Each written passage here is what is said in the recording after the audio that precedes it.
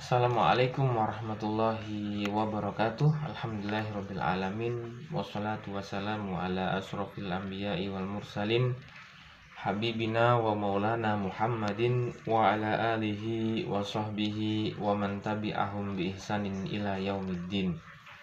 Jamaah yang dirahmati oleh Allah Subhanahu wa taala, pada pagi hari ini, kesempatan kali ini insyaallah kita akan memperbincangkan terkait permasalahan kepedulian kepada dinul Islam, kepedulian kepada agama Islam, ya. Dimana kita ketahui bersama bahwa mayoritas rakyat Indonesia itu beragama Islam. Akan tetapi kalau boleh kita lihat, boleh kita menilai bahwa yang peduli dengan syariatnya, yang peduli dengan sholatnya, yang peduli dengan ibadahnya, khususnya ibadah untuk dirinya sendiri, ya, apalagi untuk ibadah yang lebih luas lagi yaitu mengajak orang dalam kebaikan, itu sangat minim sekali. Itu sangat, bandingannya itu dengan orang yang taat ibadah dan orang yang boleh dibilang nggak peduli sama ibadahnya, khusus dirinya sendiri, itu lebih banyak ketimbang orang yang ia peduli dengan ibadahnya, peduli dengan syariatnya, peduli dengan nabinya, peduli dengan ibadahnya. Ya, itu sangat sedikit sekali. Jadi persentasinya itu lebih banyak yang nggak peduli dengan ibadahnya. Lalu bagaimana kita untuk mengajak, ya, memang yang mestinya kita menyadarinya, maka yang kita harus beranikan diri memang berbicara terus menerus kepada siapapun, kepada siapa saja, apalagi dia orang Islam, itu kita bicarakan topik pembahasannya adalah iman. Kita bicarakan topik pembahasannya adalah ibadah, ya. Tapi tidak hanya sekedar dunia dan dunia, pembahasan Piala Dunia, pembahasan yang terkait dengan dunia saja, tidak. Tapi kita usahakan, kita optimalkan apa yang kita ketahui dari Islam ini, lalu apa yang kita ketahui dari saudara kita ini, maka ada ranah-ranah untuk saling memperbaiki, ya. Ada ranah-ranah untuk saling memperbaiki. Mengapa? Ya, ini tidak hanya kita, ya, menampilkan kita sendiri yang rajin sholat misalnya, menampilkan kehidupan Islami saja, tapi perlu sangat saat ini, bahkan untuk zaman ini, akhir-akhir ini, itu perlu dengan lisan juga kita upayakan, ya. Tidak hanya gerakan kita tanpa berbicara, ya, meskipun mungkin berat untuk lisan ini. Jadi untuk mendakwahkan itu yang berat, ya.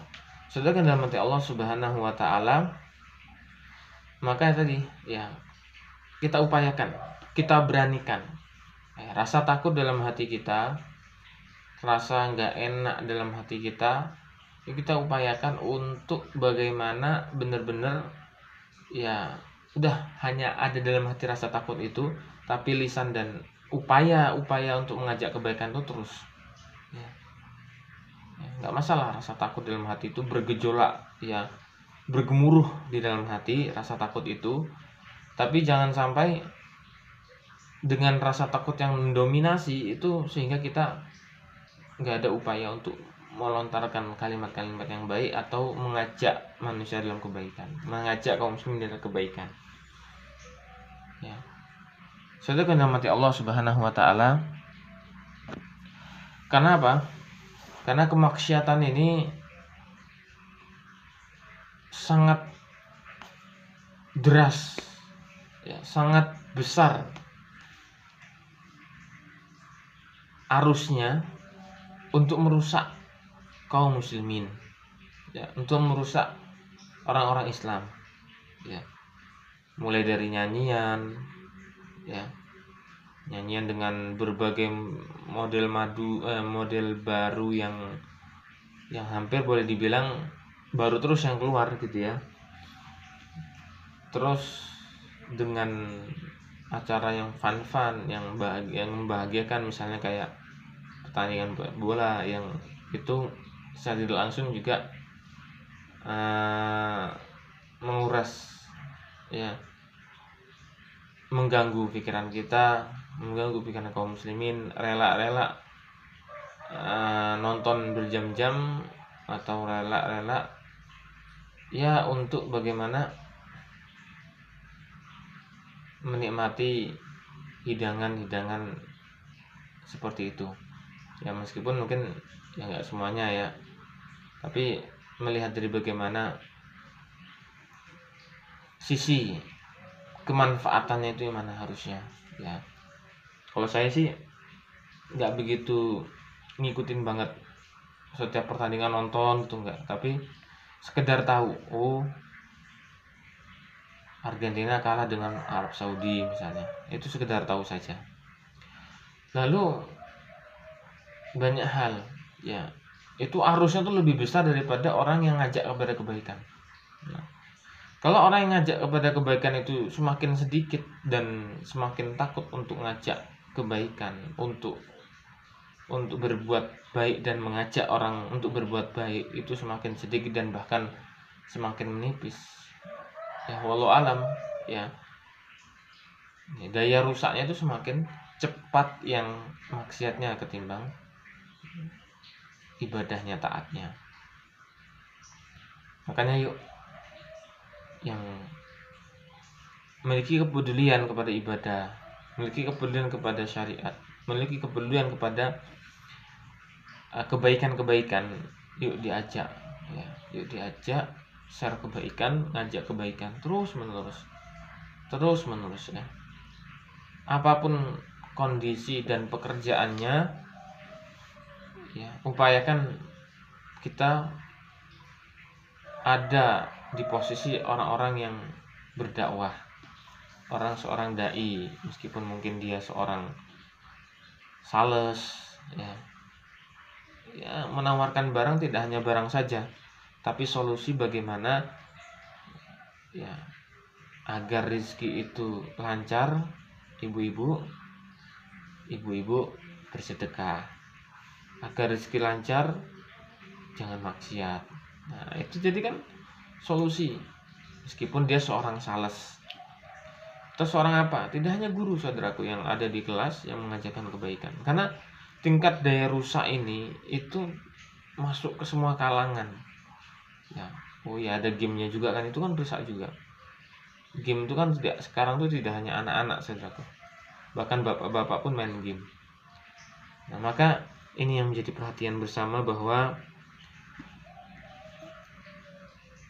ketika kita memiliki kesadaran untuk peduli kepada ibadah, kepada kebaikan, kepada Islam, maka yuk kita ajak ya.